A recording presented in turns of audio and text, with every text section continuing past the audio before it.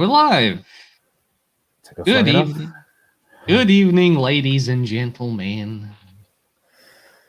Before we kick this off, for goodsies, apologies for the long delay. I used to bitch about people delaying content, but now that I'm busy myself and all these kind of things, it's like... Your boy's gonna get a job.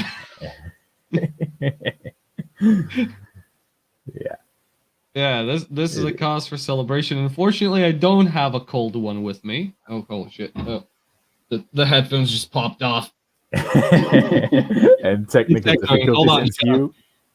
Yeah, okay. Okay, it's fixed. It's fixed. We're back to our technical difficulties. Yeah, a little bit. Yeah. And this time around, we are glad to go back to the roots of what this was supposed to be originally, making fun of people who do bad takes on history. Especially Roman history. Especially Roman history, because that's the area where I wrote my bachelor thesis on. It's where I know the most about it.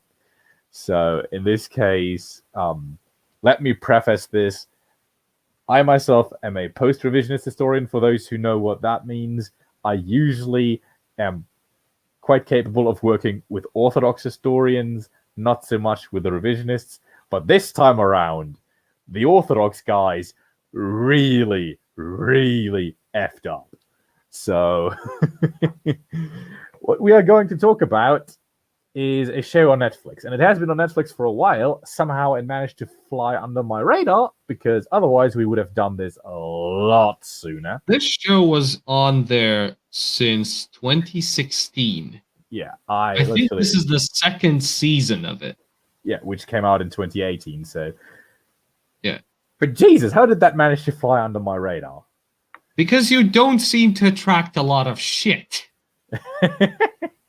That's the thing. This must be one of the worst pieces of Roman docudrama I've seen.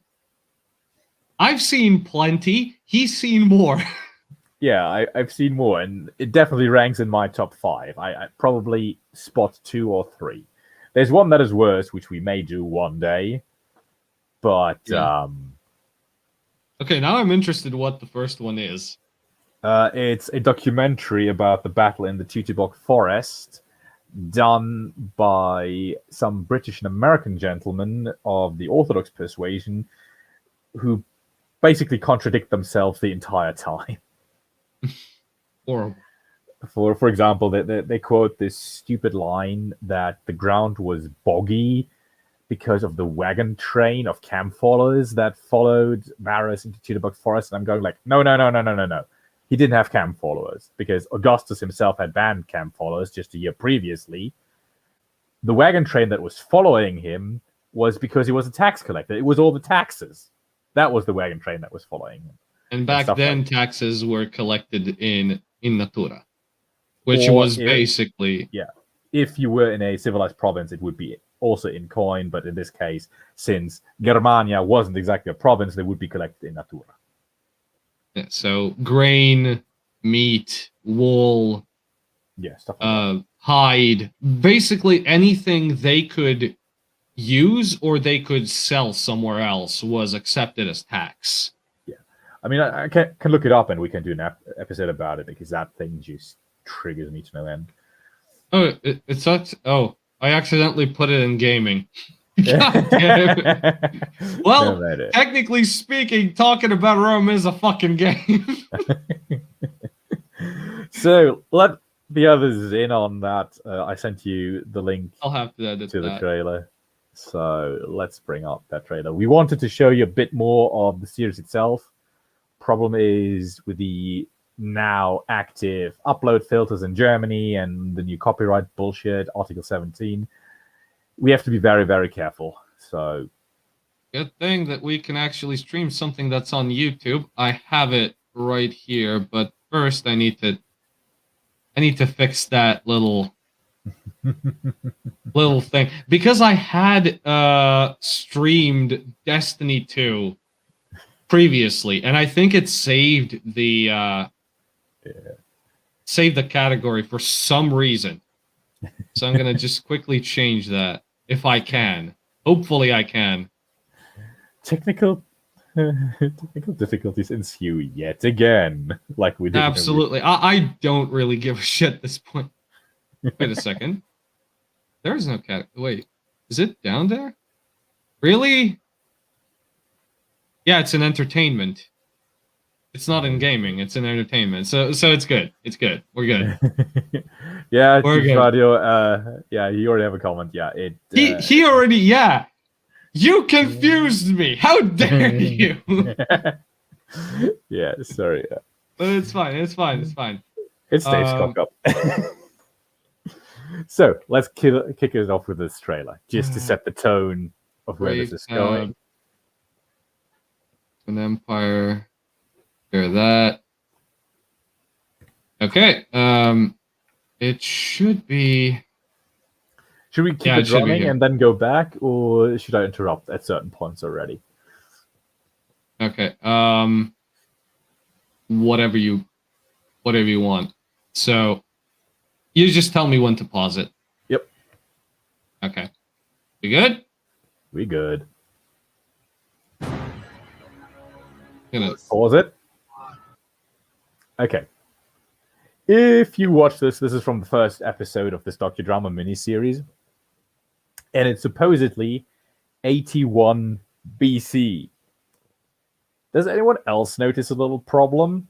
81 BC, he's wearing a Colas-style helmet and a lorica segmentata. Those will be adopted in the 1st century BC, but not by this point in time. The Colas-style helmet is mostly being adopted during the Marian reforms, most prevalently during Caesar's campaign in Gaul later on, but this is basically several decades in the future at this point. The other thing being, dude, if you're fighting with a gladius, you can chop with a gladius. You can do it, but it's not your primary mode of attack. You usually would start with bashing someone in the face with a scutum, or more prevalently, you go for the legs, try to hit them under the knee with a reinforced rim of the shield to make them buckle, and then you bring up the gladius from the side and stab him in the ribs, because this is primarily a stabbing weapon. And so this overhead chop is like, no, this is not how legionaries were fighting if they could help it. But again, it's just one of those common tropes we see when they do docudramas, that they don't pay attention to how Roman warfare actually worked. Continue.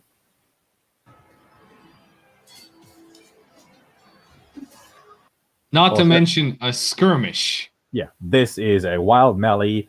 He's already dropped his scutum for some reason. You don't drop your scutum. The scutum and the gladius are a pair. You don't separate a pair. You don't. And this kind of wild melee is like just asking for death. Rome's military strength was in its formation. The manipula tactics that just allowed This specific scene, if I remember correctly, was on Lesbos. Yeah, on Lesbos during a revolt. Lol. So on Lesbian Island. So the thing is, they're fighting the Greeks. There is a big discrepancy of something on the Greek side, which we can see right here. They're using gladius, by the way. This is a gladius right here. The blade in the end does look a bit.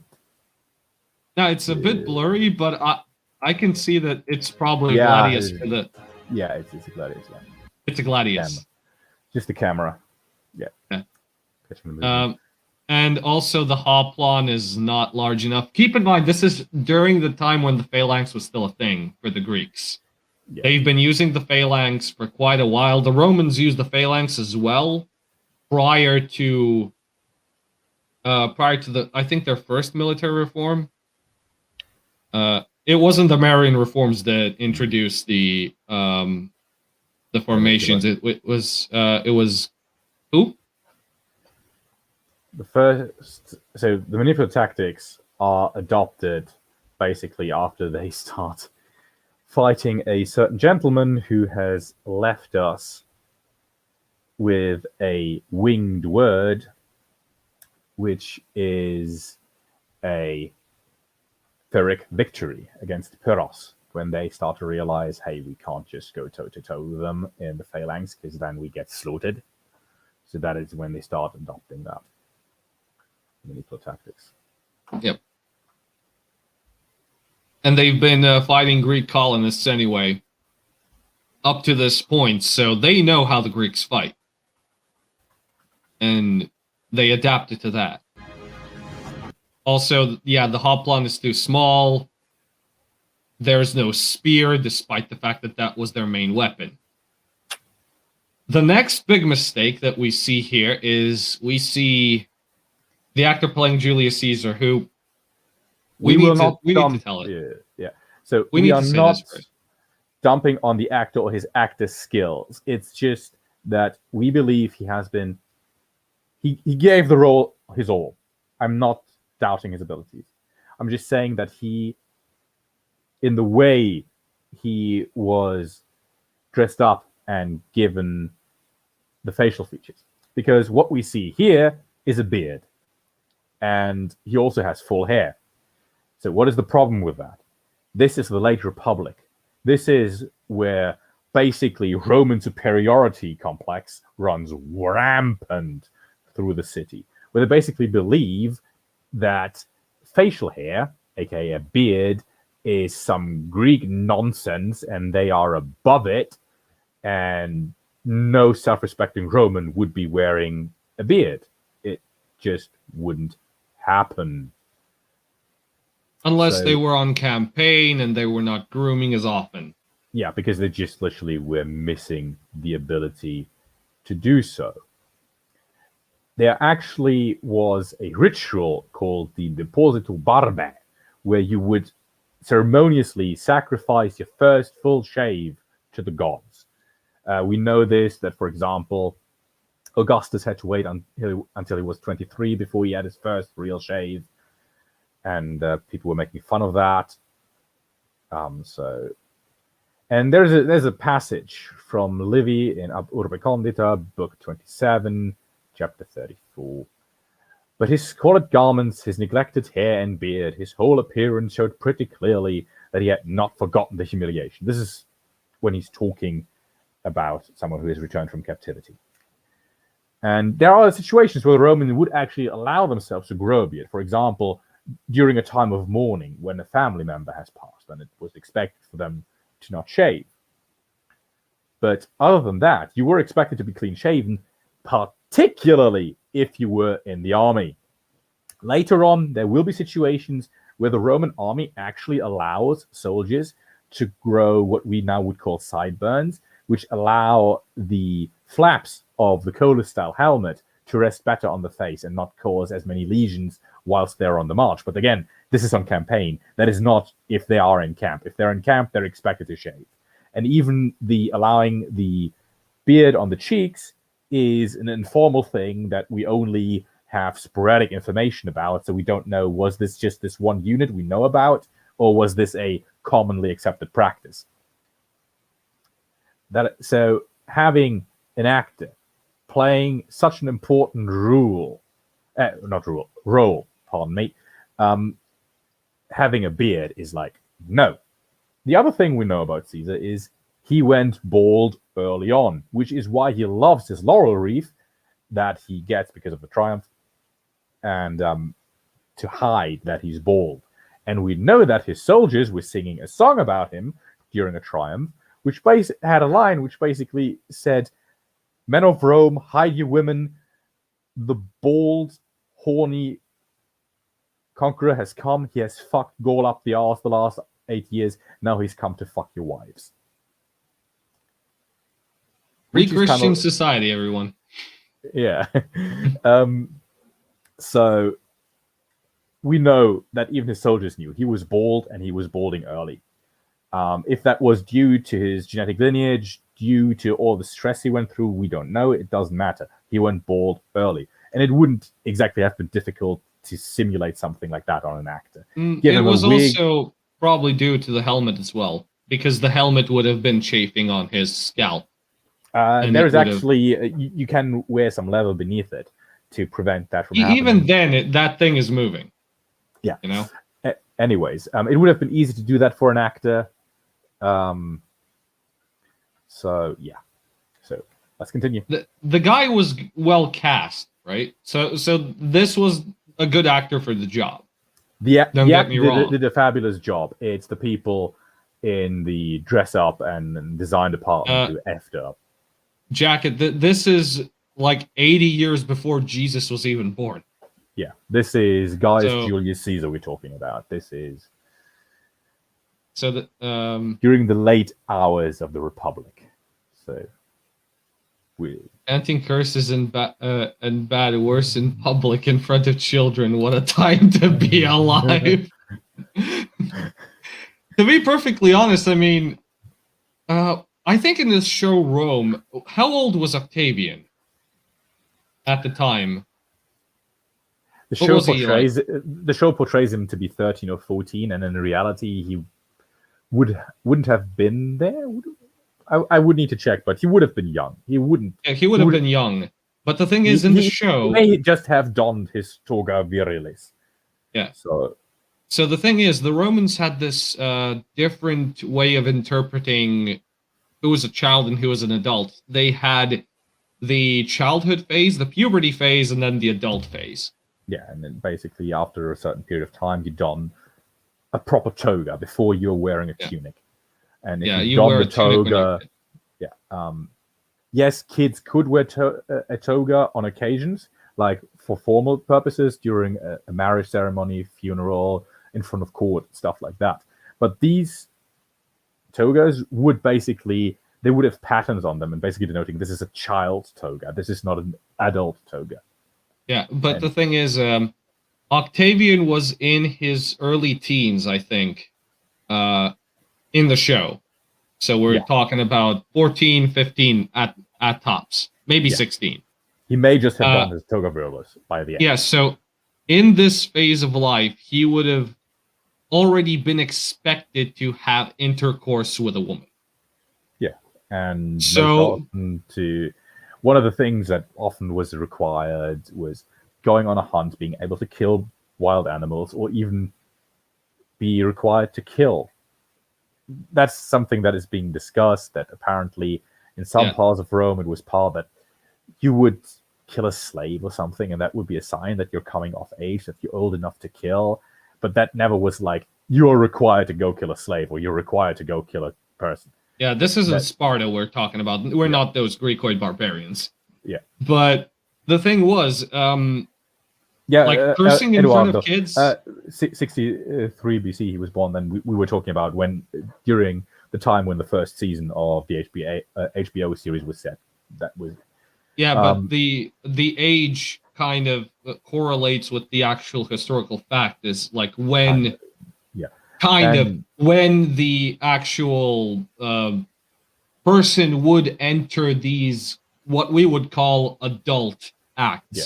So during puberty, they would have already been expected to have romantic relationships, already go out. It was basically it was expected for them. Sometimes the father would actually buy them a slave girl to fuck and stuff like that. Yeah, that was absolutely normal. And there's a bunch of raunchy jokes about go after your slaves. Like even the show HBO basically makes the point that Cincinnatus was banging his slaves, and there's the story about this one slave girl from the city of Pompeii.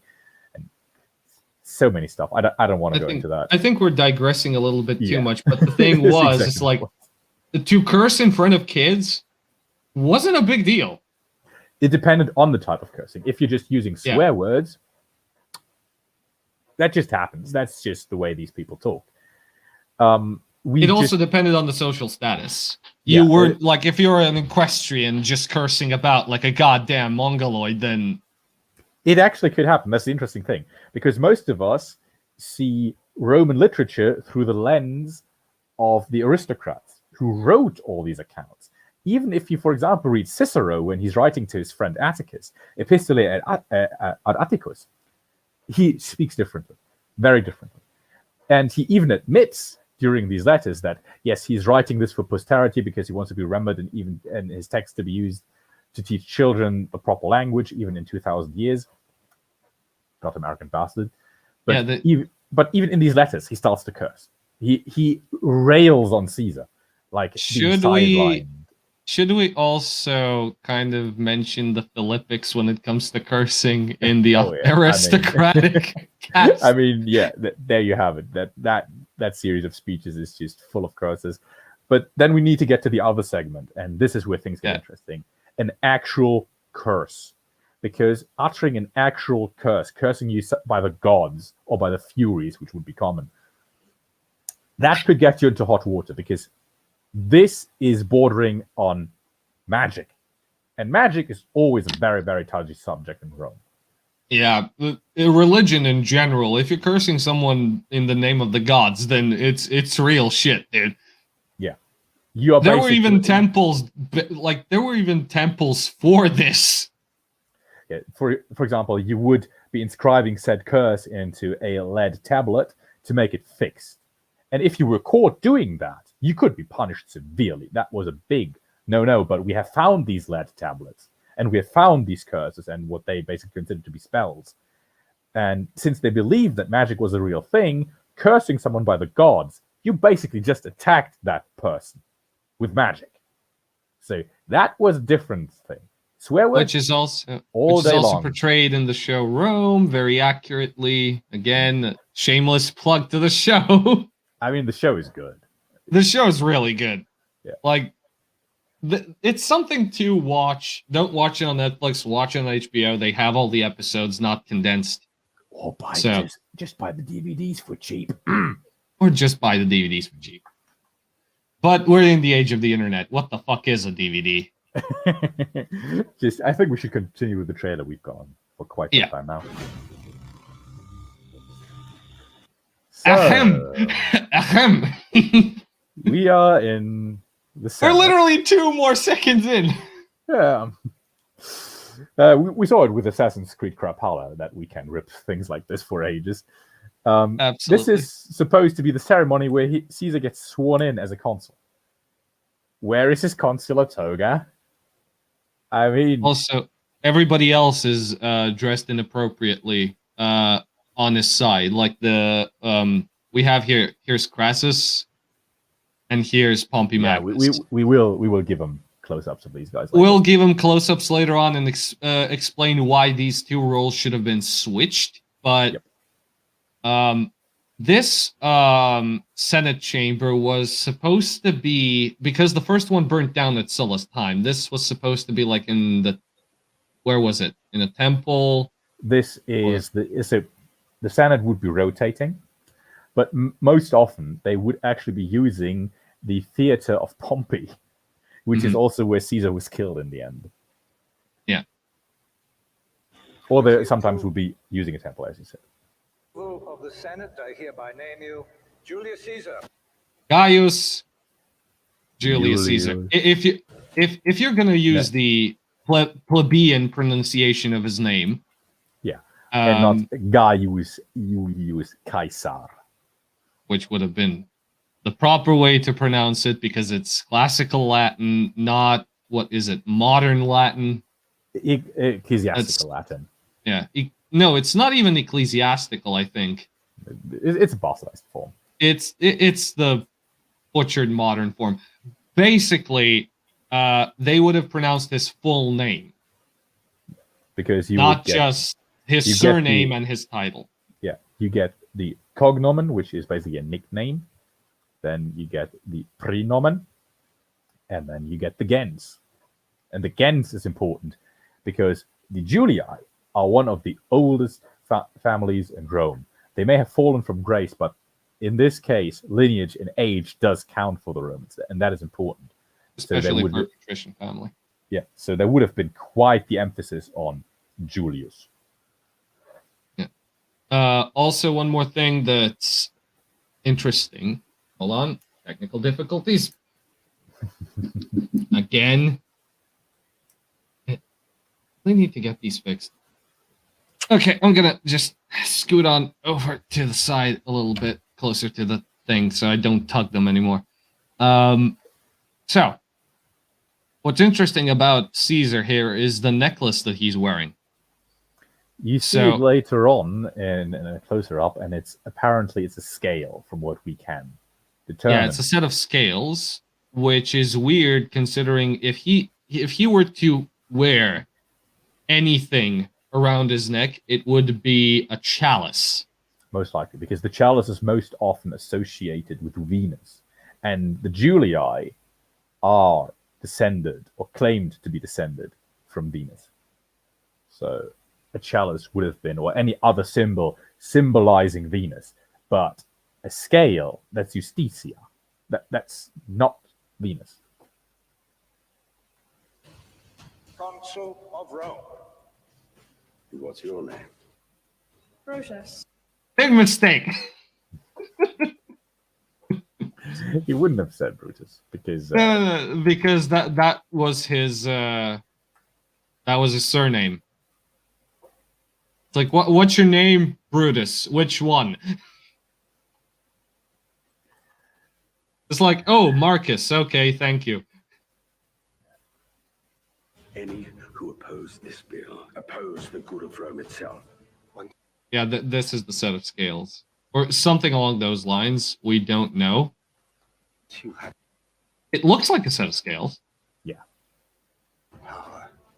It's very hard to let it go. So pause it. Yeah. At least they got good music, because that's Two Steps from Hell in the background. Yeah. Continue. What I needed to do. Yeah, there's something also that's very accurate. His military belt that he's wearing. Because he's not allowed to be in full uniform in Rome itself, but a lot of veterans would basically signal they're veterans by wearing their military belts. You've made too many enemies. This is Pompey Magnus. Yes, again, we will show them closer ups later on. We have the stills for that. They want you out of Rome. Why didn't you warn me? If you're looking for real power, you won't find it in Rome. Again, Nordica, Segmentata. Even leather. This is leather. Or it looks like leather. Yeah. Who are you? This is supposed to be Cleopatra. Which, again, we have a still of. Yes. Cleopatra. Stay with me, and we'll rule Egypt together as king and queen. I have to get back. Brutus, even if Caesar wins, he won't hurt you. That no one knew of back then. The Clementia Caesar became known for wasn't expected, especially not after the days of Sulla, where he just went butchering everybody. So Servilia, she might have known that being the favorite of Caesar's might give her son some protection. But she wouldn't have just flat out told him he's not going to harm you. She couldn't know that. Tim, we should have never sent him away. Oh, pause. Unpainted. Exactly. Unpainted. I mean, from the descriptions that we have, and we have found the paint remains on these columns, the city would have been painted so garish it would hurt our eyes. It's because these things were painted so brightly that they would even have a strongly resonant color in the early hours of the evening, so in the twilight. Basically, imagine the strong pigments you would see on the insides of European castles during the medieval times, because those serve the same purpose. They need to be bright because these rooms are dark. And the buildings were painted so brightly that you would even be able to see it in the darkness. You could see the red columns, basically. Yeah. Julius Caesar is a threat to our republic. You would not say that. It's debated. Some say he would have, some say he didn't. There is I some personally believe he wouldn't have. Yeah, Simply because of the enormous, not respect, but the friendship that they had because of the marriage to his daughter. Yeah, and that is something that is also addressed in the series, which they completely mess up. There is a nice little passage. So basically in the series, they continuously portray Pompey to be absolutely hostile towards Caesar, to also be hostile towards Julia. And that's just very, very unlikely, because one thing we know about Pompey is Pompey was a very, very traditional Roman. Basically, if he married, he would stay faithful to his wife all the time. He would not take lovers, and he always tried to make the marriages work.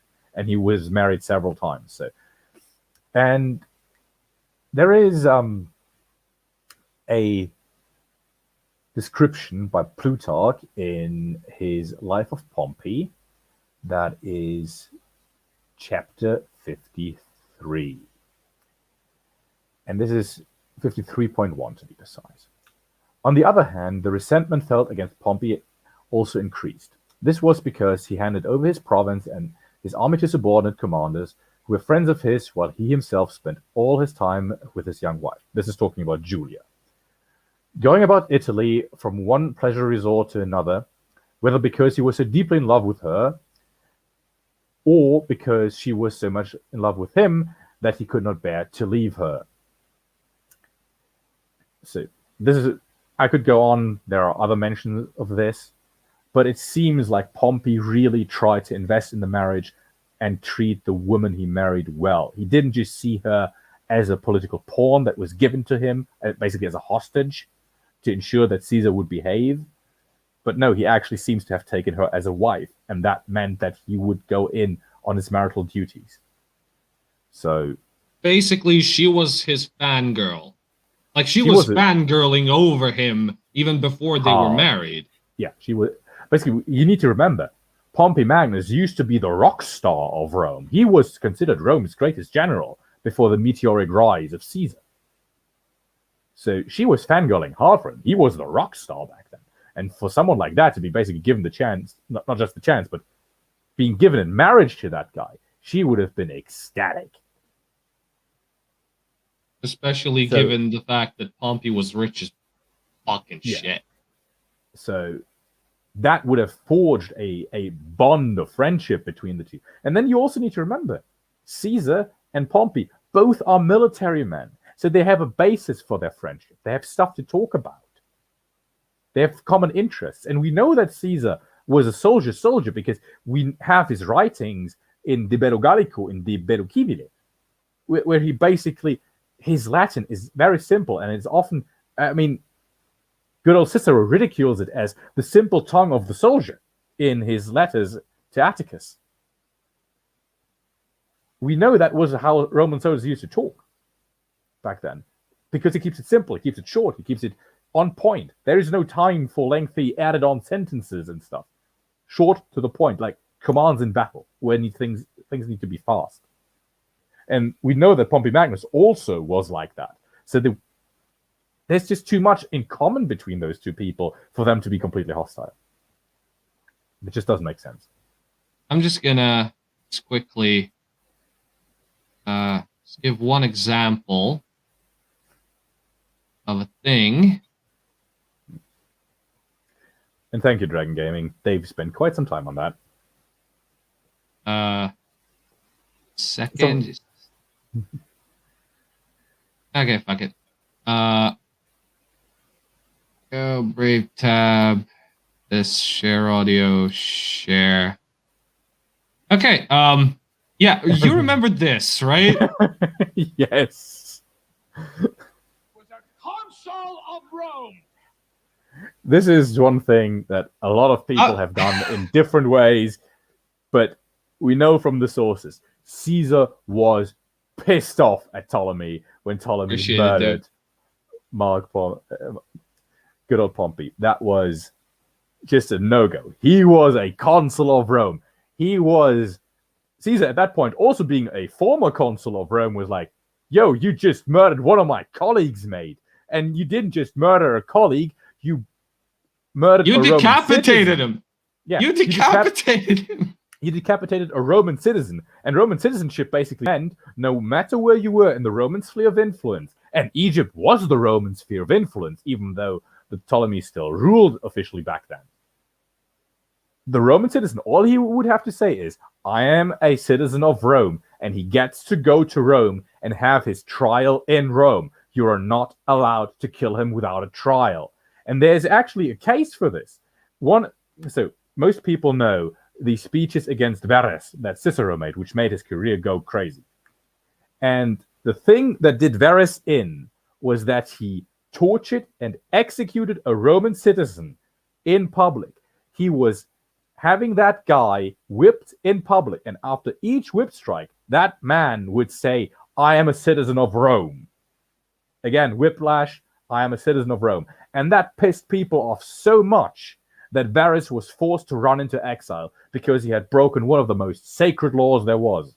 So Caesar, being aghast at what Ptolemy does to Pompey the Great, is absolutely understandable. But he also, again, Pompey was married to Julia. They had just killed his son-in-law, or former son-in-law, I mean.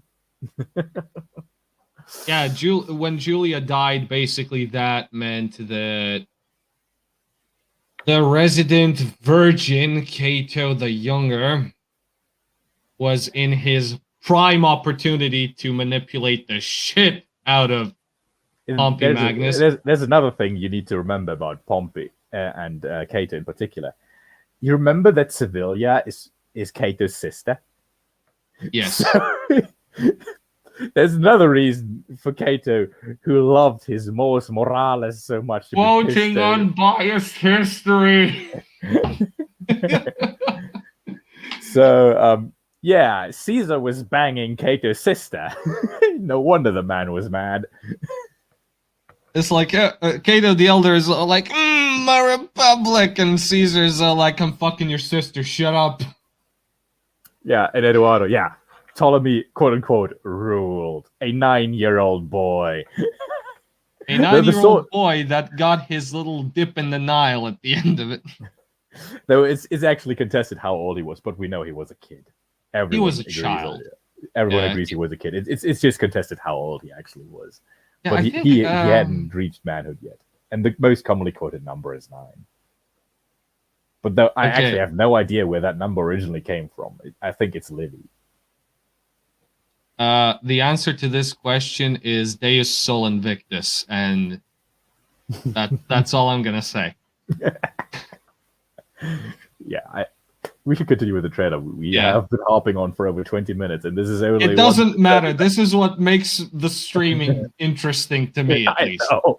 I know. It's just this thing is 1 minute 39 seconds long, and we've spent over 20 minutes ripping. It doesn't matter. Rome is interesting. I know. The more people know about Rome, the better. Because Rome still is the foundation of our Western society. I mean, we all call upon constitutions that in some way are related to the American Constitution, which is related to the Declaration of Arbroath, and even the American Constitution cites Cicero over 14 times. I mean, he's basically a co-author of that thing. Not to mention that there's something that these constitutions share, and that's their it's basically they're sacred. They are sacred. Yeah. Every legal document in Rome was considered sacred. So kind of. There's basically 2 tiers of law in Rome. There's the celestial law, which deals with the affairs of religion and the gods, and every document related to that is considered sacred. Like, for example, the 12 laws written in stone, the tablet laws, which are also related to us via De Republica by Cicero, thank goodness, because the stones themselves were destroyed. In any case, you have written laws that were the foundation of the Roman Republic, which were considered sacred. Exactly. That was when we were talking about laws; those are sacred always. Yeah, because all other laws derive from those 12 table laws. So even though they're considered profane and not sacred, they originate out of sacred laws. So everything is based in a kind of sacred law. Fair. Shall we continue? Yes. Everything we've accomplished has led us to this moment. Today, we show them who we are. Using 2 hands on a gladius, oh God. End this war. And you did nothing. Roman blood is on the wire. To be more precise, cock blood. Yeah. Interesting little tidbit about the assassination. The final blow was dealt by Brutus, which is also immortalized in Shakespeare's play. The reason why Caesar reacts so shocked when Brutus stabs him is because he treated Brutus as his son. And the thing was, yes, he considered Octavian to be his son. You know, he posthumously adopted him. But he also treated Brutus similarly, not exactly the same. To have Brutus stab him was an insult. To have Brutus... No, listen. To have Brutus stab him in the dick is even worse. Well, I just was going to say, basically, if certain things hadn't transpired and he would have been able to formally marry Sevilla, Brutus would have been his actual stepson. And patricide, and we're basically talking patricide here, was one of the most vilified things in Rome. You basically would be sewn in a sack together with a rabid dog, a cat, and a bunch of snakes, beaten and then thrown into the Tiber River. That is what happened to someone who committed patricide. So, yeah. Continue. There isn't much to continue. That's it. So we now can go to the stills. Finally. Yeah, pretty much. Okay. So when it comes to the no, that's the Netflix thing. Hold on. Yeah. Okay. So the stills. I will have to download them first. Or do you have them? Pull them up. You can just stream your screen and then put it on full screen. Load this thing up. So who are they fighting in the movie? And is this 300? No, this is not 300. This is Roman Empire Master of Rome. That is on Netflix. And if you want to watch this train wreck, you're free to do so. We're just here to point out what the fuck is wrong with it. Because there's plenty wrong. Yeah, so I'm sharing. You can pull it up. So this is at the beginning of the first episode, just after they say this is 81 BC on Lesbos. And this is young Caesar, apparently, because they say that he served his way up through the ranks. I mean, I will not bitch about Sean Bean being the narrator, because he's a good narrator, and I like most of his work. But in this case, he effed up. No, he honestly didn't fuck up because he was handed the people a who did the script. research. The people who did the research effed up. He was handed a script and a bunch of money. He's not at fault here. Yeah. So, again, this is 81 BC. They're wearing a lot of Kazakh mentata, Coda-style helmet, which is really, really badly cared for, by the way. I mean, every Optio and Centurion would instantly send you on latrine duty for this and probably have you whipped to boot. So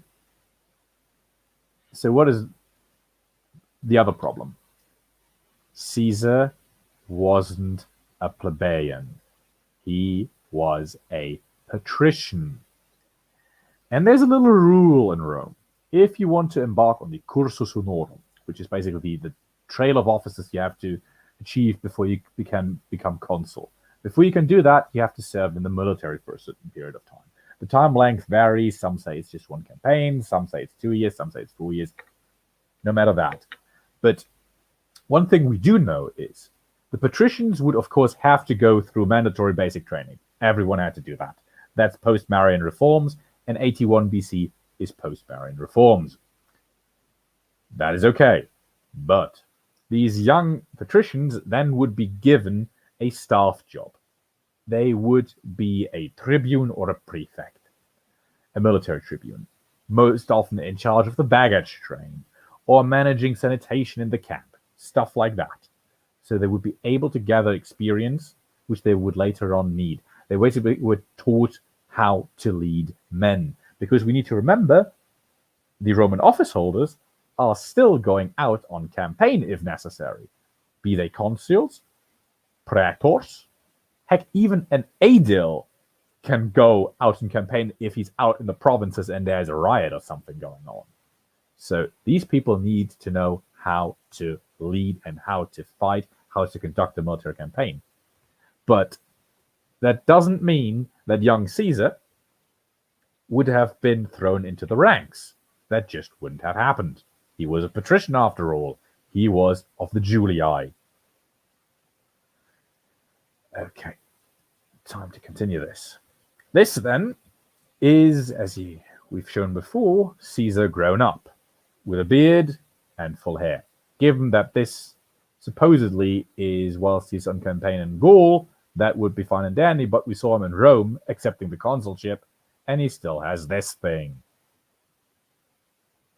Whoever designed those costumes really didn't do their research. And makeup. Yep. So now we get to another person that is pretty interesting in the series. Good old Crassus. I mean, I can bring up his bust real quick just to show the difference.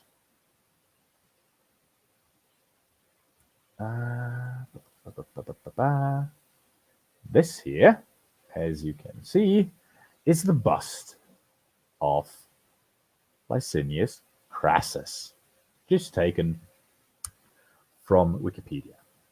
I just love how the description says white male bust. Yeah, but I mean, we can go back. This is the article about him. Yes, I know it's Marcus Licinius Crassus, but god damn it, why did they say white male bust? It's actually because we don't know to whom these busts belong, because most of them were found without a name plaque.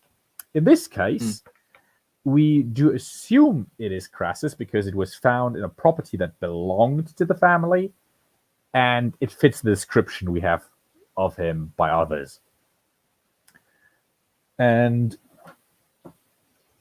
it's kind of a stark contrast compared to this fellow, don't you think? It's very much a contrast. Another thing, this here is called the Alexandrian Hairstyle. Originally made popular by one Alexander the Great of Macedon.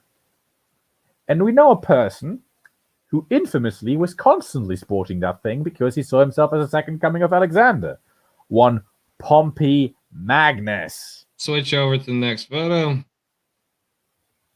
Which is being portrayed like this in the series.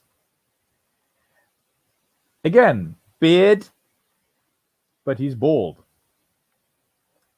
Again. If he were to be like clean shaven, he would have fit Crassus better. Like this is nothing against the actors that portrayed these characters. They did a good job with the material that they had.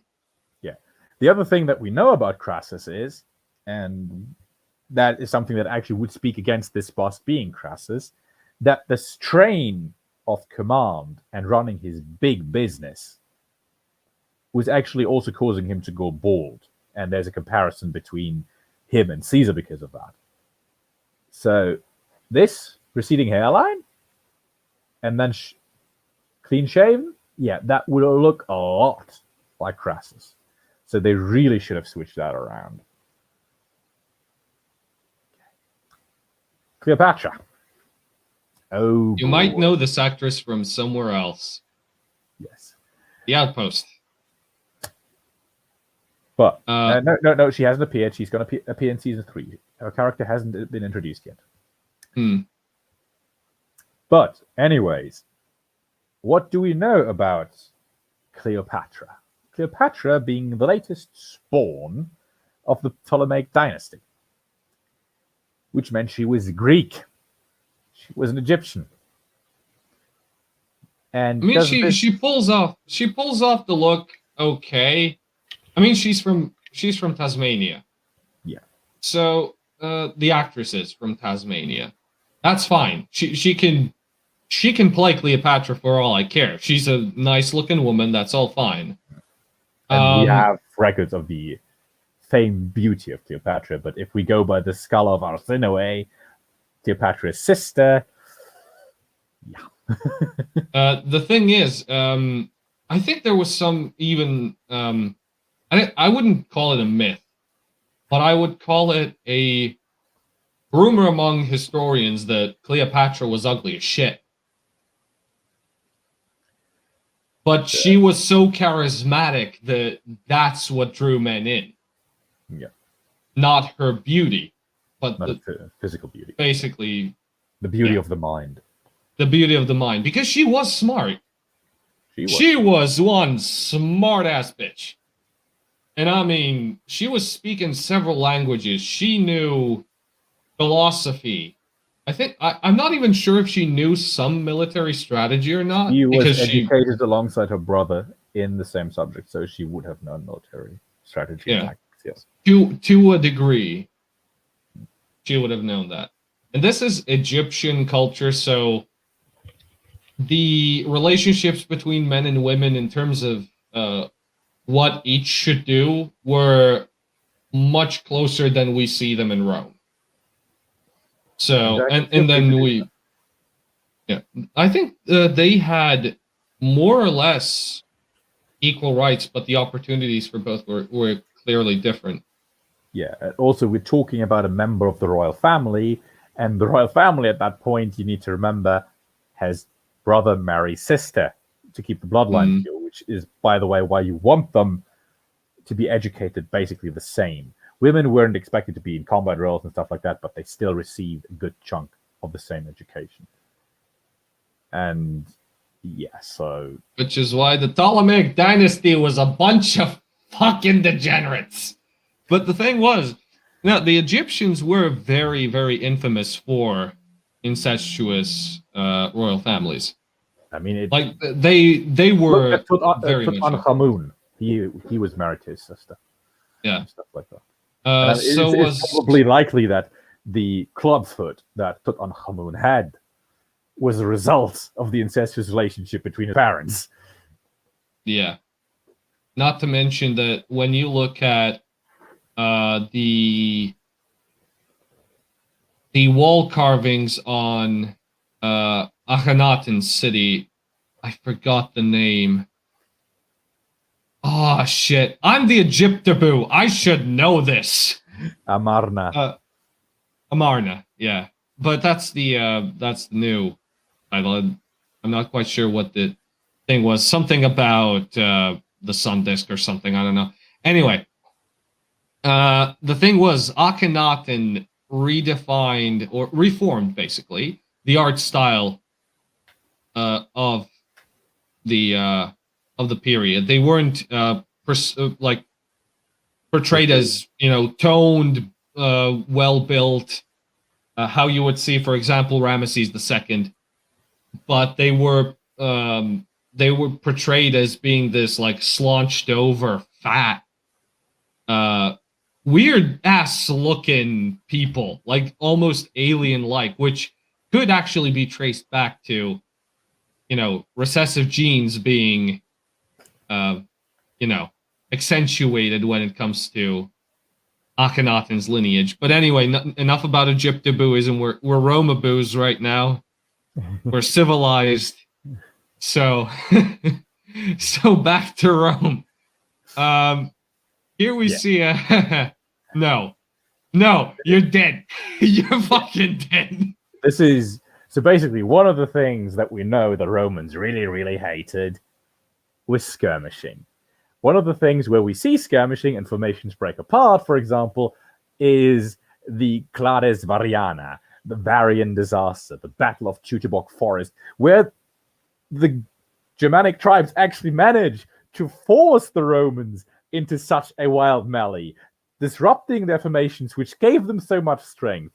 This is what Rome wants to prevent at all costs. This is not how Romans fight, because then they die. The gladius by itself is not a good weapon. It only becomes such an excellent weapon when paired with the scutum. And the scutum is designed to be used in formation because it's basically a tower shield that replaces a good chunk of the armor you need to wear, even though they still have good armor.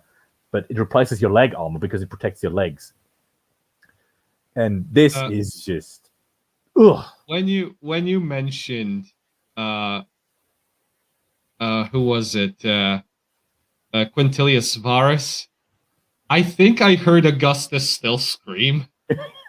The interesting thing about that is it's a myth that he did that. So the interesting thing about Varus, why he probably actually was pissed at Varus, wasn't for the it was losing the imperial legal standards. Not even that. It gave him an excuse to back out of a costly war which was burning a hole in his pocket. No, the real problem was Quintilius Varus was married to his grandniece and was being groomed as one of the potential successors to Augustus, because Augustus ran into the same problem again and again. Whomever he chose to be his successor died. His nephew, Marcus, did. Heck, he gave his daughter Julia to Agrippa to make sons. So Agrippa does that. He has 2 sons with Julia, and both of these sons die before they reach the toga virilis. And whatever he does, it just, people keep dying. And in the end, he's left with the one person he doesn't want to be his successor, but it's the last person standing, and that is Tiberius. So that is probably why he was pissed at Quintilius Varus, like, dude, I was trying to get you to be my successor, and you just got yourself killed on your first assignment.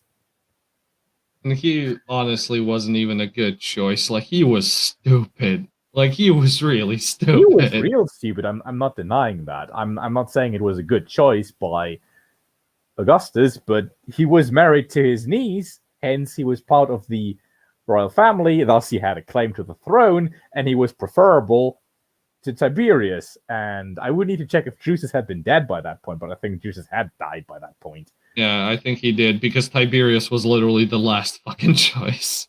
Yeah, so... Because Tiberius didn't like people. Like, he really didn't like people.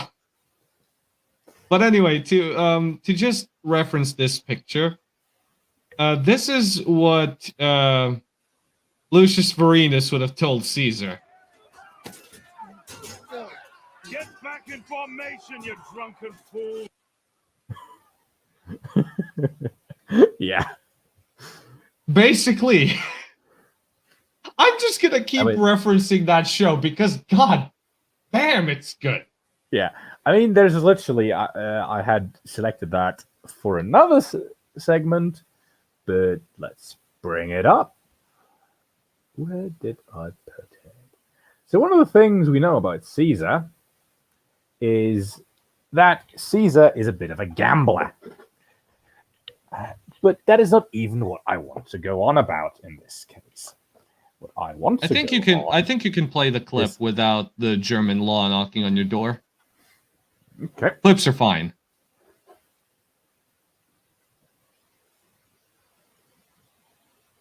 I hope it loads in at the right spot. No, I don't know. Yeah. I can't hear it. You didn't share the audio. Where is share audio? Now it's my turn to hit up. Yeah, but anyway, this woman right here, I think, she says that he was careful, calculating, basically everything that Caesar was not. He is very much a gambling son of a bitch. He goes in headfirst and somehow things just fall into place. Yeah. The thing is like the whole Gallic War was a blitzkrieg of epic proportion. Like, he was going in head first. Basically, whatever happens, happens. He was, of course, gambling on all of his men to keep following him. And he managed to do everything he planned. So, I found the section I was looking for. This is by Caesar's own hand. This is De Bello Gallico, Liber Uno, so the first book, and we are talking about chapter 25 here. This is the Battle of Bibracte.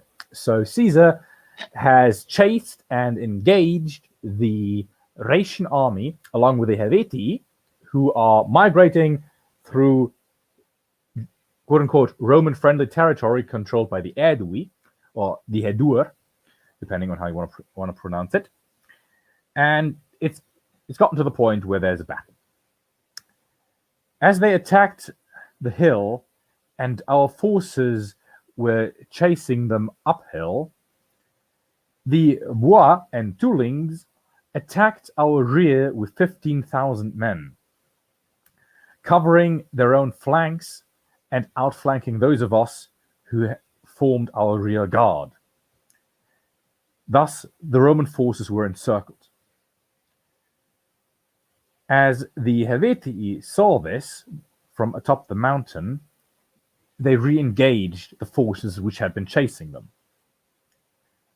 The Roman formation swung around, forming two opposing shield walls on each side, thus battling the pincer movement which had encircled them. The first was still fighting uphill against a foe believed beaten, now reinvigorated with pure anger. The second line was fighting those who were seeking to fall on their backs. Thus, a two-front engagement was raging. This is the end section of chapter 25, book 1 of the Bello Gallico, written by Caesar himself. The man admits he led his men in pursuit of an enemy uphill and got himself encircled by the enemy's rear guard, which now attacks his rear guard. And it's only thanks to the iron discipline of his legionaries and the manipulative tactics that they're able to turn around and form a second shield wall to guard their back. This is not a man who is methodical, who is clinical and planning everything out. No, he's a gambler. So, yeah, it's... That is not how Romans fight. They form formations, because formations save their asses. Not to mention that there was a scene in the beginning that portrayed their cavalry charging on the shield side. Yeah, and there's plenty of mistakes in the first episode alone. Yeah, I still haven't watched the second one. We have to watch the second one still. Yeah, but that's, I think, for the next stream, probably, if it is worthy of being streamed. But right now, I'm just going to talk about the first episode in general. There's been several mistakes we pointed out in the trailer itself, and that basically just shows you everything. Here we have another thing that the costume designer really fucked up. Yeah. These helmets in the background, this is a Praetorian helmet, and somehow the boss that is reinforced to make sword glances go sideways is not straight. But this... It's a dirty Lorica. But before we continue, Eduardo says, this is why when you ask me who is the best ancient general, I will answer Hannibal and Scipio Africanus. I will disagree with you, but on a technicality, I would say Belisarius is better than both.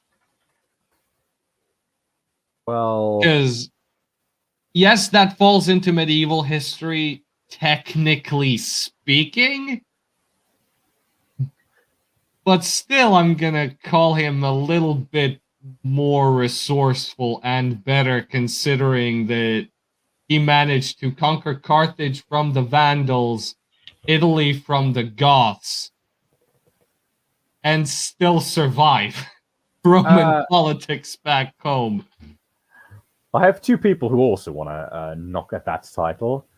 One, Gaius Suetonius Paulinus, the man who gives Boudica and her Iceni one heck of a thrashing at the Battle of Watling Strait. I mean, even if we believe that the account is exaggerated by Tacitus, who, by the way, was his son-in-law,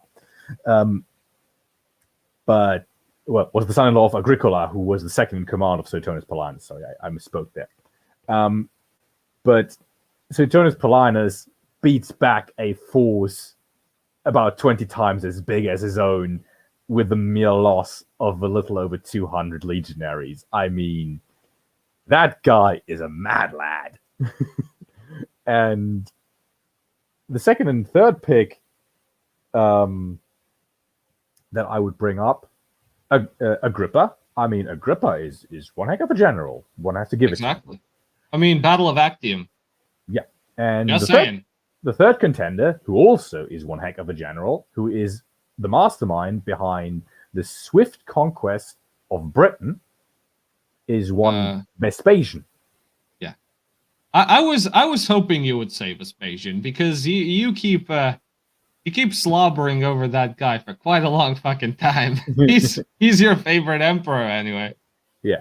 And Jacket, depends. If you are beating a Roman citizen, that would get you into trouble with the child's father. As pater familias, he would have rights to hit you back, even though you are a member of the milites and not a civilian, a quiritus.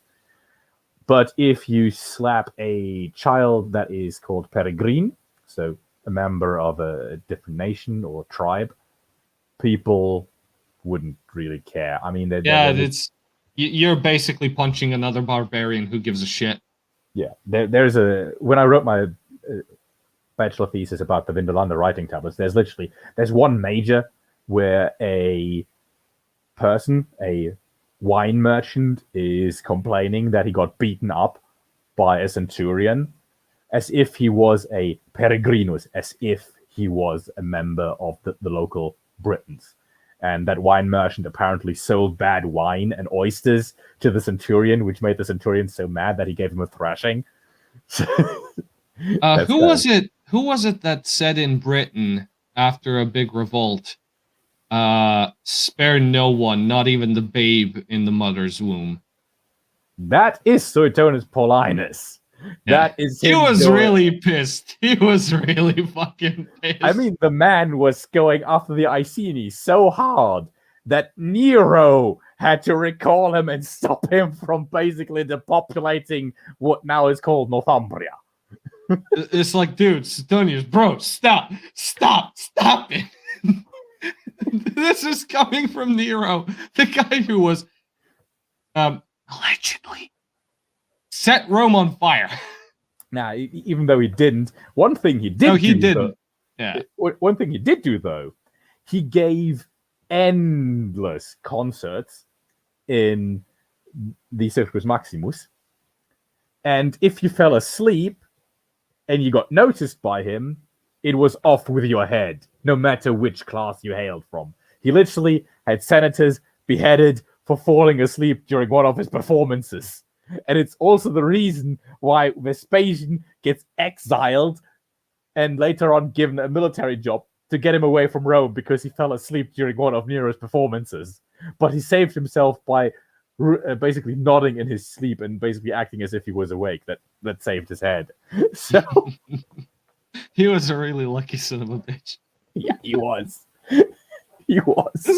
This is why, like veering off the subject of this awful show is that it gives us a chance to actually talk about something interesting. When even Nero has common sense to recall you when you fucked really bad. Well, he didn't fuck up. I mean, no, he didn't fuck up. He was going too hard. Yeah, he was too bloodthirsty. Yeah, he literally was just going, wipe out the Iceni. No, Eduardo. Actually, I would rephrase that. He called him off because he was too good. Yeah. And this is... I brought up this screenshot because earlier, in the other one, we see this. Okay? Yeah. Okay, That is just the one more show. second. This is the show itself, and this is footage. Well, Later. 140k is based off a lot of Roman stuff. Anyway, the only reason why this sounds like Warhammer 40k is because G-Dub stole from Rome. Everyone steals from Rome. We stole our Everyone laws. steals. We stole our constitution. No, this is a joke about GW stealing everything that they have. Anyway. Yeah. Anyways, this is footage that was captured during an experiment. Said experiment was conducted in Germany, where they got enough people together to actually have a legion, dressed them up as Roman soldiers of the Claudian time period, and marched them over the Alps to actually see how that would affect the men, how much calories would they burn, and all these kinds of things. It's called experimental archaeology. And this picture is from footage which was taken during said experiment, and it is interspersed into the series. So the series is stealing from other people as well, if we stay on that theme. If they're not credited, then yes, they are stealing. They are not credited. I didn't see it in the outros. I didn't. Okay. But maybe I overlooked it, so that could happen. Probably. But still, it's like you're using footage of nope, not so. This is also from the first episode. This is actually one of the closing shots of the. Well, you see it. It's not that far into it. And this is supposed to be the forum. Well, we already spoke about that these things would be painted. But what really should tick any Roma boo off is these guys. Well, for once, they seem to be armed the correct way. But what is Rome? Rome is the center of the Pomerium, which is a sacred zone which is completely demilitarized. So soldiers under arms on the forum is a sacrilege. This is why we have the saying, crossing the Rubicon. The Rubicon marked one of the borders of the Pomerium. The point in time when Caesar crossed that stream, he committed a sacrilege against the gods and basically made himself an exile who could be killed he made himself the enemy of Rome. Yeah. And even in the show, people are very, I wouldn't say uncomfortable, very angry that Caesar is just really marching his men through the city. And I don't know if that is historical fact, if he actually did.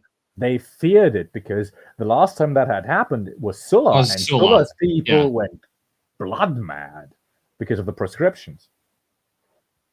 But another thing, everybody was going like, "Oh shit, it's another Sulla. Please let this end." Yeah. So I think that was all. Yeah, that was. Yeah, that was all. But yeah, it's a big no to have the soldiers formed like this in the forum. Yeah. It was absolutely big no. Like every single one of these soldiers would have been pissing their pants, waiting on Jupiter to smite them. I mean, there were the cohortes urbanes, which basically were the city guard, the proto-police, if you want. Yeah, they were dressed in civilian clothing. They only had the, what was it, the fasces? The fasces were reserved for the lictors, who were for the lictors. Were basically proto-religious bodyguards for office holders. The urban cohorts, which also doubled as a fire brigade, by the way, would have billy clubs or something like that. Mm-hmm. So this, just no. So what do we learn from this? We've gone on for about an hour about one trailer, which isn't even 2 minutes long, and 9 stills from this first episode. The entire thrust of the series, which becomes very clear during the first episode, is that it is called, what is basically called Orthodox history. Orthodox history believes in the destiny of nations. Often just flat out believing the ancient sources without questioning them or putting them into context. And usually I don't have a problem with these people because they're less obnoxious than the revisionists who want to view history. Oh, shit.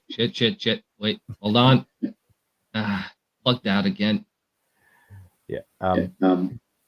Wait. Okay. Fixed. Okay. Revisionists. God damn it! Hold on. Keeps What are on you plugging. What? I don't know. I got my headphones stuck. Hold on. I'm gonna just turn on the lights.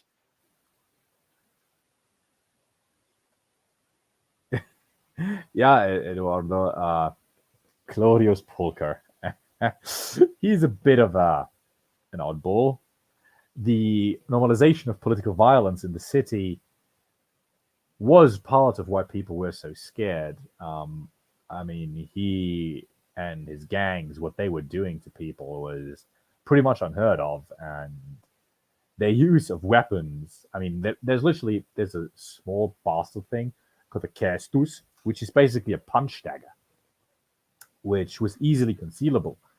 That was very popular in Rome because there was a law against you openly carrying weapons. And an always favorite, of course, was an oversized, quote-unquote, eating knife, which basically was a baby dagger, often a military relic, so a pugio. You often would see that. You would see spiked clubs and all these kinds of things. We have descriptions of that. But you weren't supposed to open carry weapons in Rome unless you were a lictor, a member of the Praetorian Guard, which of course wasn't in existence at the time, or the urban cohorts. But even those guys they had full-on weapons in case the city was to be defended, but if they were out on patrol, they wouldn't have gone with their shields and their spears. That just would be too unwieldy and complicated in these small alleys and even the streets of Rome. That just billy club is much easier to use and quicker at hand. And it still, if you've ever been hit by a billy club, you know those things pack a punch. Especially if they hit you in the head with it. Yeah. Brass knuckles, of course. Also, there's a version of the Crassus, which basically, you can see it in Assassin's Creed 2, by the way, which is more or less a leather glove on which someone has stitched metal plates. And if you punch someone with that thing, that's nasty. Hurts your hand a bit, but no, the leather is thick enough, and the inside lining is woolen. But it really, if you hit someone with that, you can tear flesh and skin real easy with that, because the edges of those metal plates will be sharp.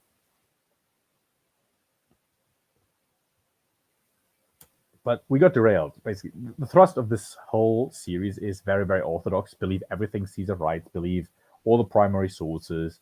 Do not question anything. And even though I usually reserve my ire mostly for the revisionists who use the feminist or the Marxist lens to view history, this time around, the orthodox people really, really made me angry. And we may actually do the first episode in full if we can figure out how to get a public version of this without being in conflict with the copyright laws and in Germany. it really fucks with us, especially here in the Eurozone, when you can't even do proper contextual commentary on these sorts of things. Yeah. And so basically to get around this would be to actually pay for the license for the show, which is pretty feffin' expensive. Mm-hmm. So it's like we don't have a choice but to just either show stills or just tell you to go to Netflix, which is something I don't want to do. Yeah, or if we get lucky, we can find snippets on YouTube, which are considered to be in the public domain at that point. Not exactly in the public domain, but publicly available. Yeah, publicly available. Yeah. That's probably So the correct phrasing. it's Public kind of domain. skimming the edge there. Yeah. Public domain would mean there's no one who holds a copyright. That was bad phrasing by me.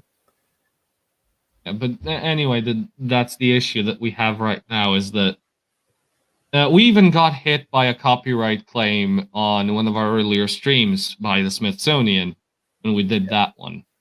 So that kind of limited everything. I'm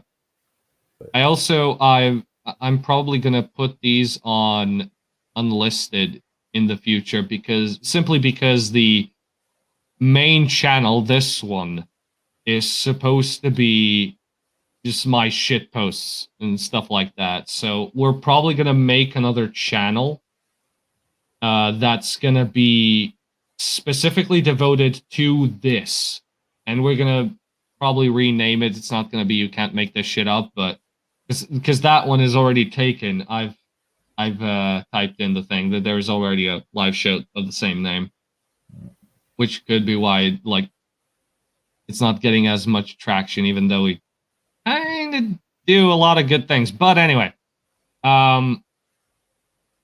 it's when we do probably that, gonna. we'll of course have the channel associated with yours, and it's gonna be it's gonna be associated with mine. I'm gonna post it on Discord as well.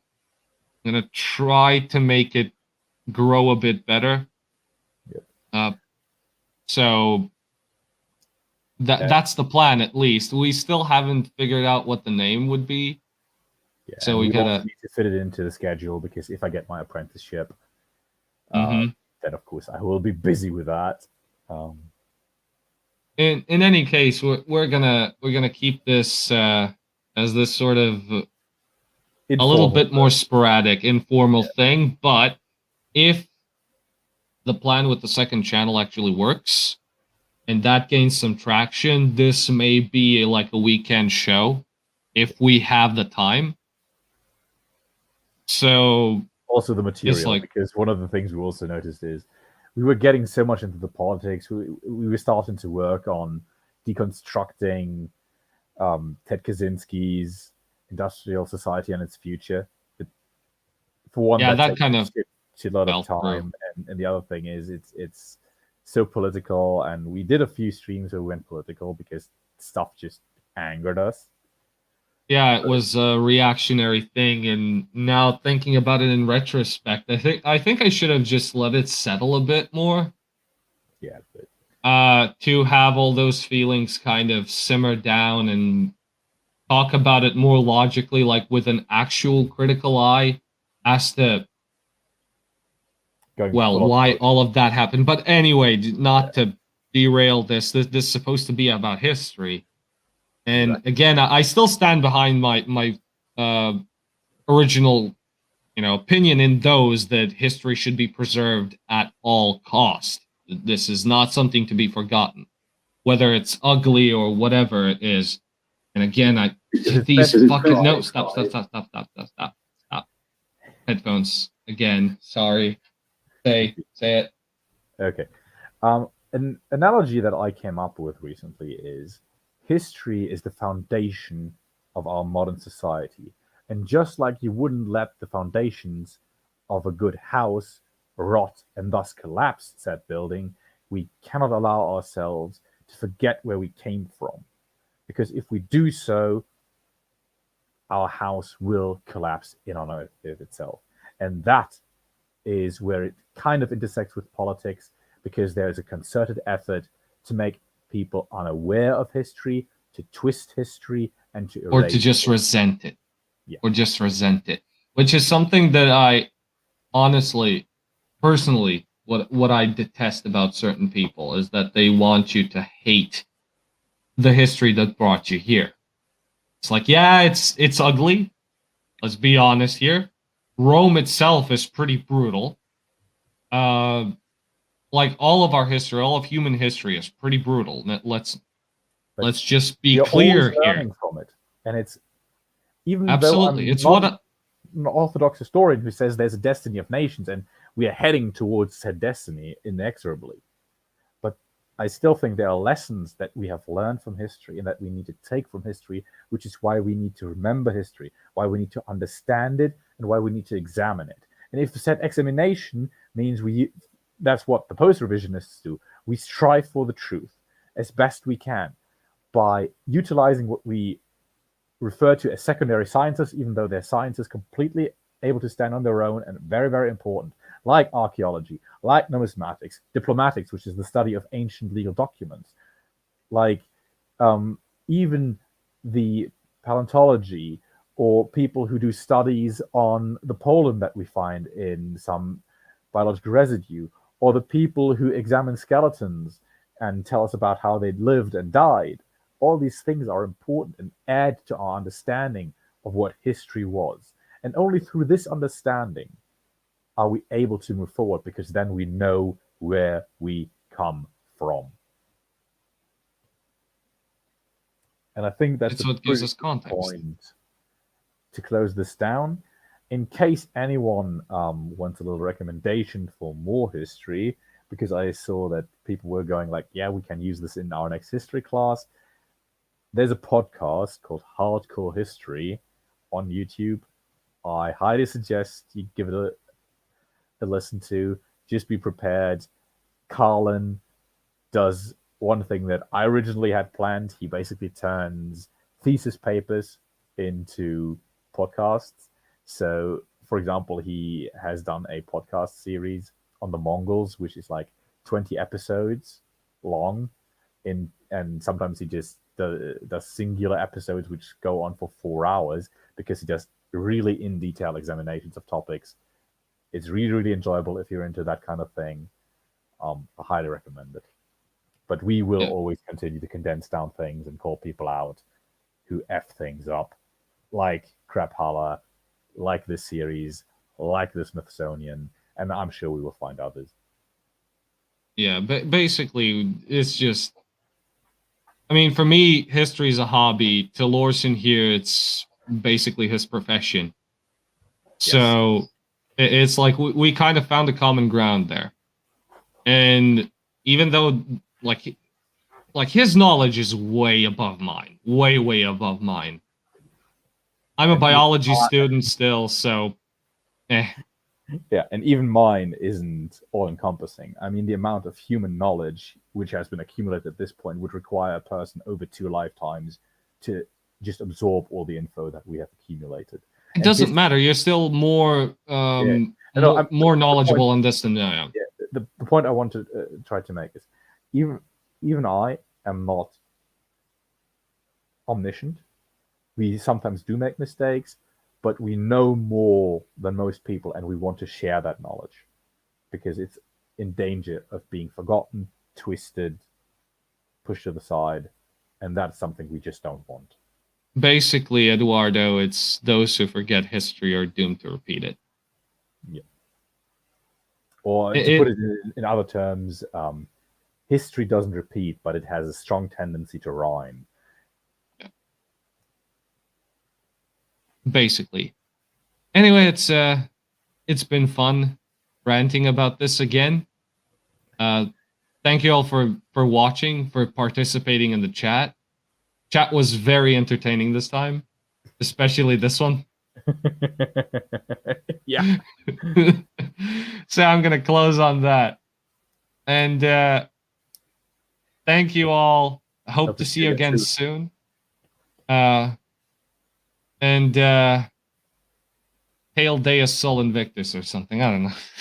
Cetera Censeo Carthaginem esse delendam is all I'm saying. Yeah. Bye, guys.